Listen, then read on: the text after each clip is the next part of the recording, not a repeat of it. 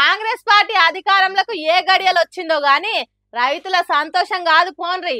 కాంగ్రెస్ సర్కార్ వచ్చిన కొత్తలో కొద్దిగా అనుమాన పడ్డరు, రాష్ట్రాన్ని ఎట్లా పాలిస్తారో ఏమో అనుకున్నా గాని కాంగ్రెస్ సర్కార్ చెప్పిన దానికంటే ఎక్కువ చేస్తున్నది. ఇందిరమ్మ రాజ్యం అన్నారు, అన్నట్టే ఇందిరమ్మ ప్రధానమంత్రిగా ఉన్నప్పుడు ఎసొంటి కష్టాలు ఉండేనో అచ్చం గసొంటి రోజులే తీసుకొని వచ్చిండ్రు.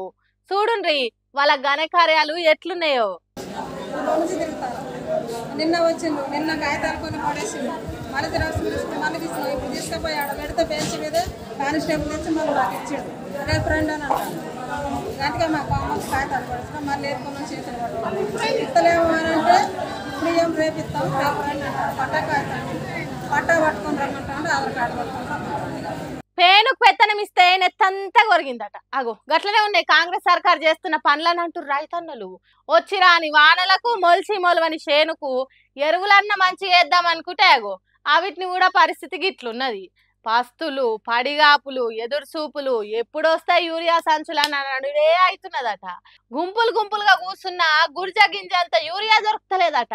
రైతులు తీసుకుపోయిన ఆధార్ కార్డు, రేషన్ కార్డు జిరాక్సులు షిత్తు కాయిదాల తిరగదీసి పారేస్తున్నారట. ఓ దిక్కు పంట ఎండిపోతున్నది, ఇంకో దిక్కు చేను చెలకల పండ్లు ఉన్నాయి. వాటిని వదిలిపెట్టుకొని యూరియా కోసం వచ్చుడు రైతులకు చాలా నష్టమేనట. అందుకే ఏంది కాంగ్రెస్ గవర్నమెంట్ అని కోపం చేస్తున్నారు జనాలు. భద్రాద్రి కొత్తగూడెం జిల్లా ఇల్లందు ఏజెన్సీ ఏరియాల యూరియా కోసం పడుతున్న కష్టాలు ఇవి. అంతటా చేసినట్టే ఇక్కడ కూడా లైన్లలో నిలబడలేక ఆధార్ కార్డులు వరుసగా పెడితే ఆఫీసర్లు వచ్చి అన్ని తీసేసి రేపు రాపోండ్రి అని రైతులను నిలగొట్టిండ్రట. అరే ఇదేందయ్యా, ఓ దిక్కు సీఎం రేవంత్ రెడ్డి ఏమో రైతు రాజ్యం అని చెప్తుంటే ఆఫీసర్లు గిట్లా చేస్తున్నారు. ఇంతకు ఇది ఇందిరమ్మ రాజ్యమా లేకుంటే యూరియా ఇయ్యలేని ఇబ్బందుల రాజ్యమా అని అంటుర్రు అక్కడ జనాలు. ఇట్లాంటి యూరియా కష్టాలు ఒక్క కొత్తగూడెంలోనే కాదు, తెలంగాణ మొత్తంలో ఉన్నది. మరెందుకు ఈ రైతు రాజ్యం సర్కార్ అని చెప్పుకునే కాంగ్రెస్ సర్కారు రైతులనే గోస పెట్టుకుంటున్నదో ఏమో పోన్రి.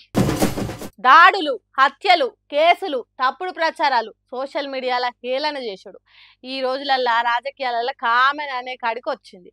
అధికారంలో ఎవ్వరుంటే వాళ్ళు చెప్పిందే వేదం అన్నట్టు నడుస్తున్నదట. పోలీసులు ఎసొంటి కేసు పెట్టమంటే అట్లాంటివి పెడుతున్నారట. అసొంటి కేసులు ఆంధ్రాలను అయితే ఇంకింత ఎక్కువ నడుస్తున్నాయట. హాగో గదే ముచ్చటే చెప్తున్నాడు మాజీ సీఎం జగన్. అదేందో ఇనుండ్రి, కొన్ని రోజులు ఏలుగు ఇంకొన్ని రోజులు చీకటి. ఏలుగున్నప్పుడు ఎగిరెగిరి పడొద్దు, చీకటి ఉన్నప్పుడు చితికిపోవద్దు. కానీ ఆంధ్ర సీఎం చంద్రబాబు నాయుడు గట్ల చేస్తలేడట. వైఎస్ఆర్సీపీ పార్టీ కార్యకర్తలను హింస పెడుతున్నాడట. టీడీపీ పార్టీల ఆగడాలు రోజు రోజుకు పెరిగిపోతున్నాయట. అందుకే మాజీ సీఎం జగన్ మైక్ ముంగట్టుకొచ్చి ఎసొంటి వార్నింగ్ ఇచ్చిండో మీరే తినుండ్రి. నేను చెప్పినా కూడా మా వాళ్ళు రేపు పొద్దున వినే పరిస్థితి ఉండదు. దెబ్బ తగిలినోనికి ఆ బాధ తెలుస్తుంది. చంద్రబాబు ఇప్పుడైనా మేలుకో, తప్పు తెలుసుకో, తప్పుడు సాంప్రదాయాన్ని సరిదిద్దుకో. ఎట్లున్నది వార్నింగ్? మళ్ళా జగన్ అధికారంలోకి వస్తే ఎట్లుంటదో తలుచుకుంటున్న భయం కలుగుతున్నది కదా. మీ ఇష్టం, మీరు దాడులు, హత్యలు, కేసులు, తప్పుడు ప్రచారాలు చేసే సాంప్రదాయం ఆపకుంటే వైఎస్ఆర్సీపీ అధికారంలోకి వచ్చినాక మా వాళ్ళని అప్పుడు మాత్రం నాతోని కాదు. అప్పుడు మీరు ఎంత మొత్తుకున్నా లాభం ఉండదు. నేను చెప్పినా వాళ్ళు వినరు. ఇప్పటికైనా మేల్కొండ్రి. దెబ్బ తాకినోని కోపము చిన్నగా ఉండదు. ఒక్కసారి మేము అధికారంలోకి వస్తే చిన్న కథ ఉండదని ఏళ్ళు చూపించుకుంటా హెచ్చరించిండు చంద్రబాబును. అధికారంలో లేనప్పుడే జగన్ గిట్లా అన్నాడంటే ఒకవేళ కుర్చీ ఎక్కితే ఇంకెట్లుండాలి? ఇట్లా మాట్లాడుకుంటేనే చంద్రబాబు చేస్తున్న పనుల మీద కూడా పంచలేసిండు. ఎవరు మహానటులు? దానవీర సూరకర్ణ కన్నా గొప్పగా యాక్టింగ్ చేస్తా ఉన్నాడు చంద్రబాబు నాయుడు. ఎన్టీఆర్ ఎక్కడికి వెళ్ళిపోవాలి, చంద్రబాబు నాయుడు గారు లైవ్ యాక్షన్ ముందు.